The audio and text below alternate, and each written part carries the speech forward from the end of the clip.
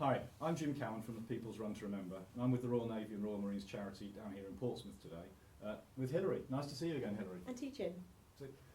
Obviously we've been chatting earlier about the past and the history of the organisation, but we were talking also about how some people, they see the relevance of forces-based charities in terms of veterans, but sometimes overlook the relevance for today, how charities such as yourselves help people who are still serving. I wonder if you maybe help us out with a few examples of what you do to help current serving personnel. Yes, certainly. I mean, we have men and women all over the world. The Royal Navy and Royal Marines, it's not just about conflict, it's about giving humanitarian aid, it's about keeping the shipping lanes open so that all the goods that we need imported into the UK can come in, they're keeping the seas safe from piracy, etc.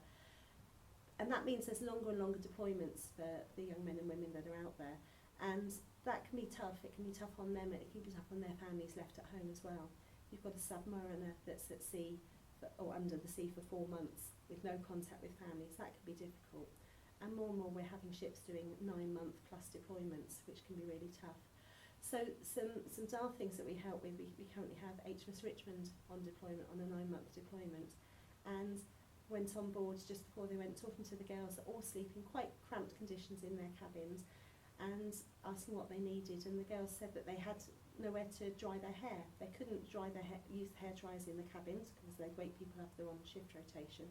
So a small grant from the charity bought some extension leads and some mirrors to go into their mess or their living area. And it might be a really small thing, but it means a lot to keep the morale up of those girls that are away from their families for all that period of time. Other things we've helped, ships that have perhaps been helping on humanitarian crises and things like that, and it means they're being away perhaps over Christmas. Things like helping with buying Christmas stockings, having a party on board and things like that, or doing some activity for the families that are left behind can be really important to keep morale up, and that's really vital. I think you talk about the humanitarian thing. I think what a lot of people don't realise is we talk about our armed forces, they miss the fact that they're also humanitarian forces. So for the Ebola crisis or for the Philippines situation of recent months and years, the Royal Navy were at the forefront, getting out there first and helping first. Certainly, and sort of recently with the Syrian refugees as well in the Mediterranean, you know, straight away you had Royal Navy ships being deployed out there to help, literally getting people out of the water and helping them. So it's providing medical aid as well, and we have some fantastic hospital ships and amazing medical workers.